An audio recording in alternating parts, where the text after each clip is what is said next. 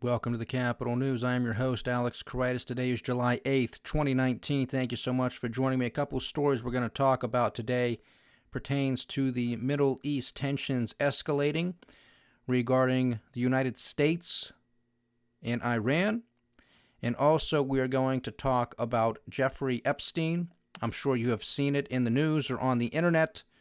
Jeffrey Epstein, the billionaire financier, is back in the news. He has been arrested again on sex trafficking charges.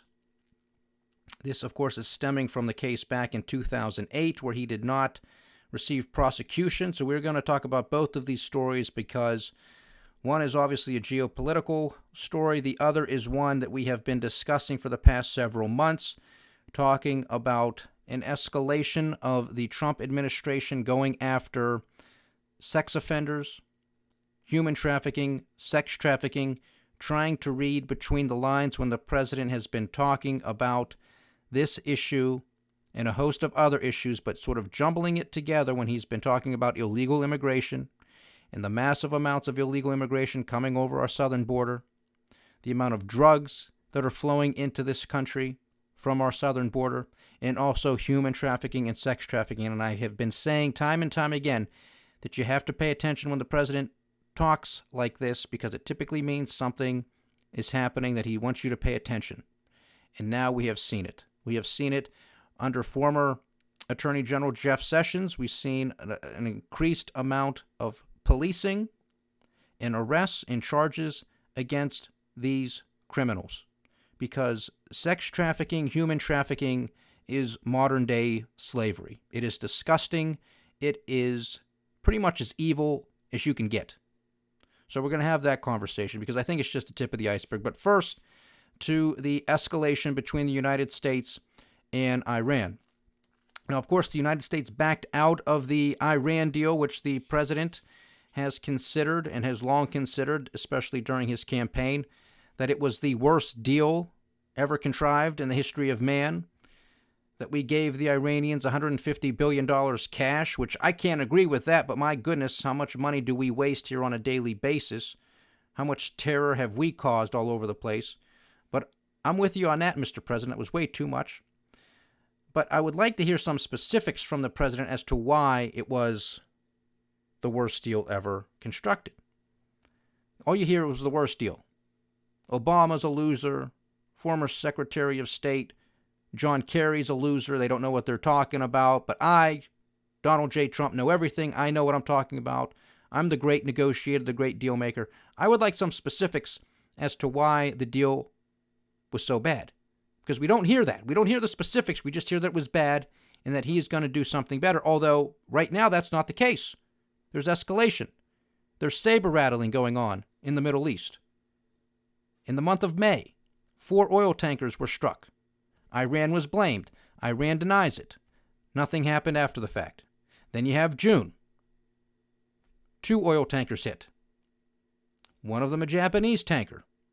Coincidentally, not coincidentally, the same time, Prime Minister of Japan, Shinzo Abe, was in Tehran, meeting with the Ayatollah and the President of Iran on a peace-finding, peace-seeking mission, so we're told, at the request of Donald Trump, of the White House, to be the middleman, be the mediator.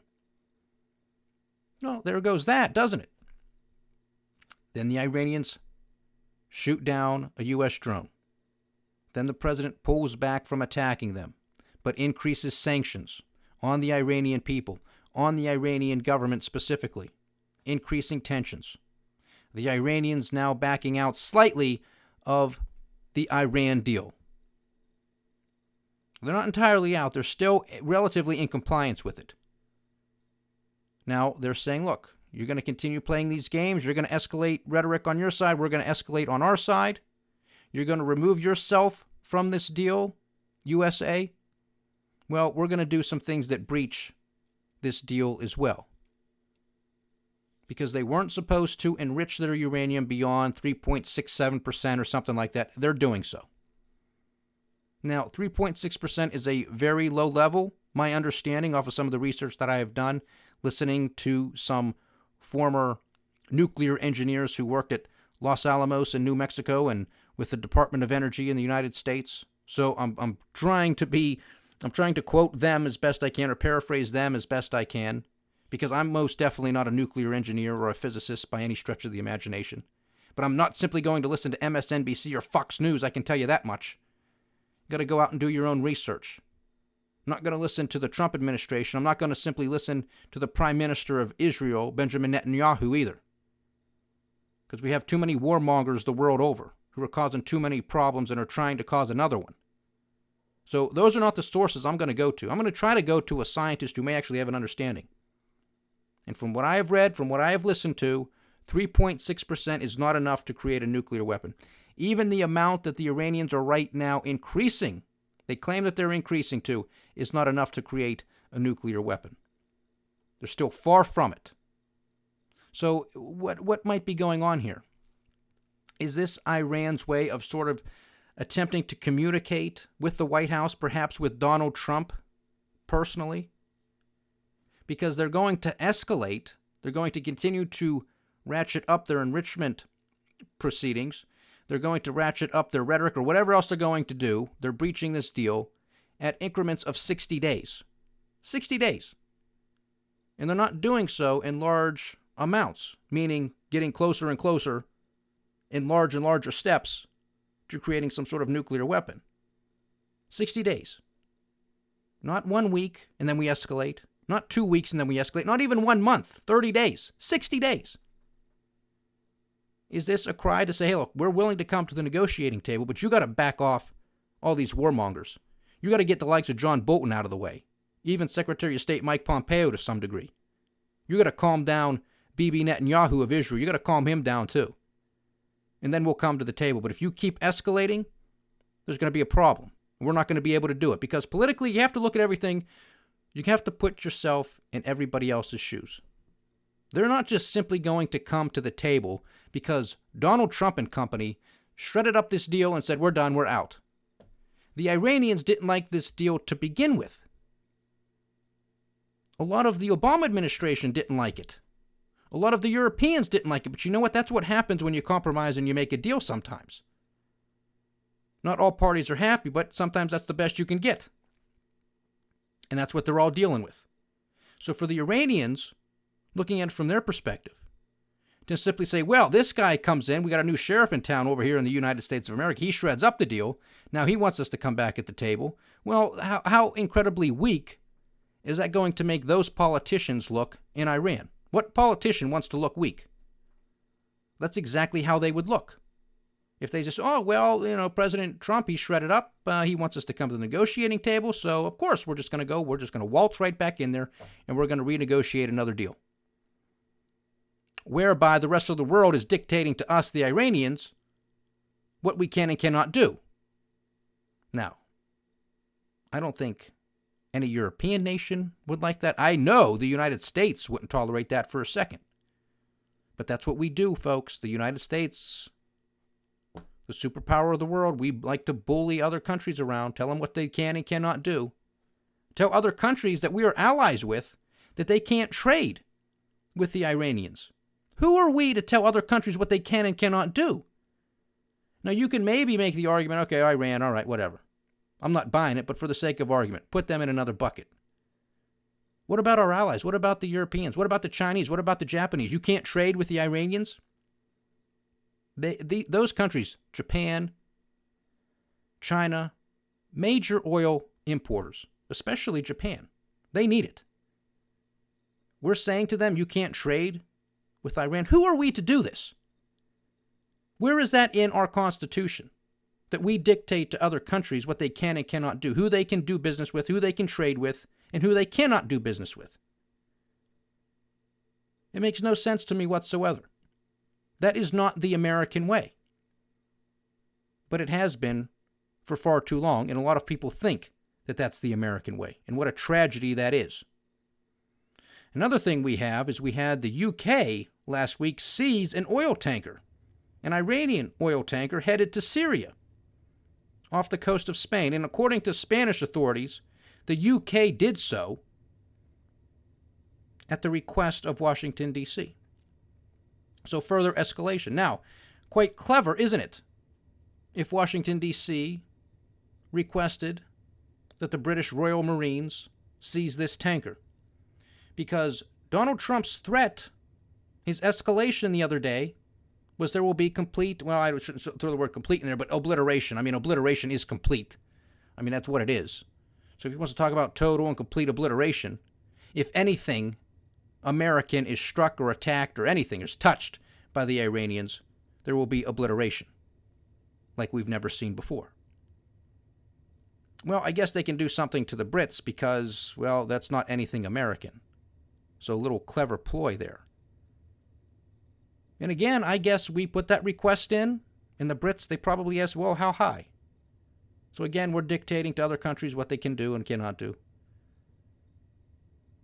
This is further escalation. I'm telling you, folks, you put more assets, which we have been doing over in that part of the world, to confront the Iranians, you're setting yourself up for something bad to happen. I do not want something bad to happen at all to any of our sailors, Air Force, Marines, anybody we have over there. Don't want anything bad to happen to us. Do not want anything bad to happen to the Iranians. I want peace. That's what this podcast is about. Peace and prosperity. We talk about it all the time. All the time. I applaud President Trump for reaching across the Great Divide with North Korea and Kim Jong-un. I hope that's not just a photo op. I hope something can be structurally done there. Not just handshakes and meetings in Singapore and Vietnam and photo ops of the president crossing the DMZ. As historic as that was, there better be something behind it. There better be something concrete behind it. Same thing here. If the president wants to honestly say that there are no preconditions for the Iranians to come to the negotiating table, let's get something going on here, because we cannot afford another war. Beyond that, we shouldn't want one. But some people in this country, unfortunately, are war hungry. They listen to the propaganda. They don't like the fact that Iran is an enemy of Israel. And that's one of those key words that those fancy political marketing consultants come up with, especially if you're on the right, especially if you're conservative, especially if you're a Republican. All you got to talk about is Israel, and people start applauding before you even finish the sentence. We defend Israel at any and all cost, and you've got people standing up applauding. I mean, it makes no sense to me whatsoever. Again, where in the U.S. Constitution are we supposed to be the protector and defender of Israel? Where does it say it? It doesn't. Keep looking. If Israel starts meddling in another country, starts poking a bear, starts getting attacked, why do we have to come to their rescue? Why do we have to send our blood and treasure over there to defend them? Makes no sense whatsoever. I don't care who it is. I don't care if it's Israel. I don't care if it's the Brits. I don't care if it's the Germans, the Japanese. You start meddling, you start ticking somebody off, and they retaliate. That's your problem, not mine. I'm not going over there to fight for you. I barely want to fight for this country. They come to my neighborhood, they got a problem. But sending me somewhere overseas, forget about it. I'm not fighting for this crap. I'm overtaxed as it is and getting nothing in return. I don't want it. Because it ain't for freedom and prosperity. It's not for peace and prosperity. It's not for democracy. It's not for liberating anybody. It's so ExxonMobil can have another fancy contract in the oil fields. It's so Boeing and Lockheed Martin can hit record profits. It's so the banking industry can make record profits financing the war that we can't afford. I'm not fighting for that crap. No siree. And that makes me a patriot, by the way. I'm not fighting for this crap. I see it as clear as day. But that's what scares me, because a lot of people don't. And a lot of people think this has to do with patriotism. A lot of people think this has to do with good versus evil. And that's enough to get people over there. And that's scary, because war is not a game. But we throw that word around far too loosely. I really hope the president is listening more to his doves than he is his war hawks, particularly John Bolton. What a great gesture it would be for him to come out and fire John Bolton. What a day that would be. Maybe that would get the Iranians' attention. This guy's gone. He's a joke. Out of the administration. Shouldn't be there anyway. along with a couple other people, but John Bolton's front and center. So we'll see what happens, but this is escalation. Nothing is de-escalating right now. Is this a secret message from the Iranians saying, look, these are incremental, this is 90 days, come on, Mr. President, get some of these people out of here, let's talk? Because I have no doubt that the economic sanctions and financial sanctions that the United States has placed on the Iranian people, it's crushing them.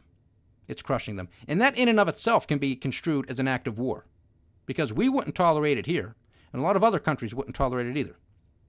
So you're playing with fire. And that's what the president said. You're playing with fire, Iran. But guess what? Both sides are playing with fire. Let's pray for peace. Let's pray this de-escalates, and let's tone it down, because the world doesn't need another war. We can't afford it, and we shouldn't want it. Now to Jeffrey Epstein. Brief paragraph from the New York Times. A trove of lewd photographs of girls discovered in a safe inside the financier Jeffrey Epstein's Manhattan mansion the same day he was arrested is deepening questions about why federal prosecutors in Miami had cut a deal that shielded him from federal prosecution in 2008. Interesting question, folks, isn't it? Well, what about the two-tier justice system that exists in this country? And this guy's a billionaire. Maybe he gets to skate. Well, hopefully he doesn't this time. Now, I talk about the two-tier justice system here all the time, how it's a farce, how we should be ashamed of ourselves as Americans. But nevertheless, this man is innocent until proven guilty. He will have his day in court, and we'll see what comes of it.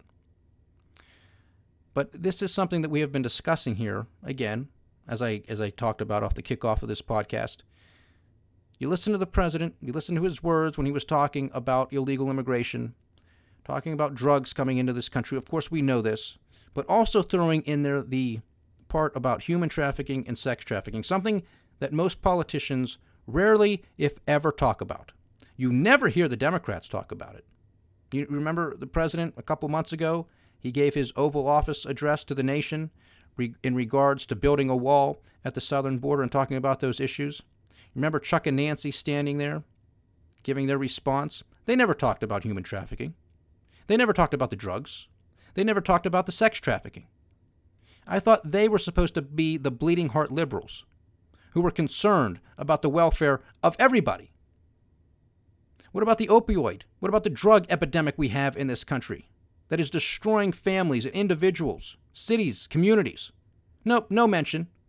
What about the horror, the evil of human trafficking and sex trafficking? Not a mention. Can't be dealing with that, can you, Nancy? Can you, Chuck? Can any one of the 20 some odd dingbats running for president on the Democratic ticket, can any of them mention it? Nope. Silence. The only one right now is President Trump, and you have to applaud the man for doing it, because this is an evil. It may be one of the most evil acts out there. This is modern-day slavery. And a lot of this has to deal with children, young girls and young boys. Not much of a peep in the mainstream media, is there? Not much of a peep from any of these politicians, Republican or Democrat. So I have to applaud President Trump and his administration on going after these bastards and anybody else who's involved, because we just had the story on Nexium. I know my brother, when he gave his podcast about a couple weeks ago, he was talking about somewhat of the conclusion to that, with that ringleader being charged and convicted, along with a whole host of other people who pled guilty. This is just the tip of the iceberg, folks, because Epstein is a billionaire. A lot of those people that were involved in that Nexium case were multimillionaires. Okay? This is the upper echelons of society. This is the tip of the iceberg. You can hear some horror stories, some dark secrets about what goes on in Hollywood with this stuff. We're already in the midst of the Me Too movement, where you have a whole bunch of directors and producers and some big name actors doing what they're doing what they did, and I'm sure it's still happening. No doubt about it. But then you have some of the real sick stuff that has to deal with human trafficking and the sex trafficking, especially with a lot of people underage. A billionaire. the guy who his circle is with politicians. It's with other billionaires. It's with other financiers. It's with other business leaders. I'm sure it's with a lot of celebrities. Tip of the iceberg. We'll see if he sings like a canary. We'll see who he points the finger to, if anybody else. Now, of course, one of the sick things is, if you watch, I was just scrolling through some articles here online briefly. I didn't read it, but here is the headline from MSNBC. It was basically showing a picture of Jeffrey Epstein with Donald Trump. That's all you need to know right there. That's all you need to know.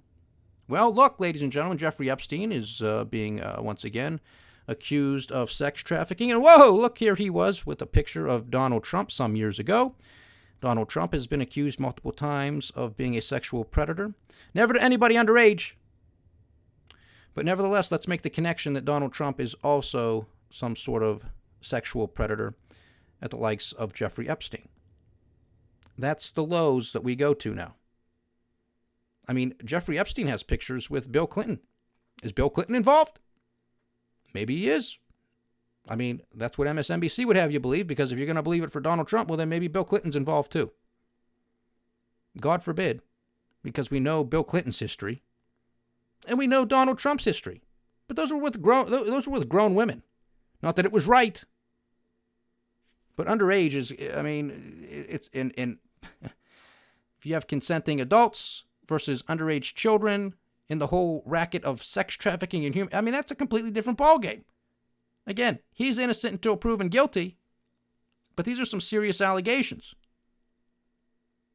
2008, Miami attorney said, nah, we're not going to prosecute.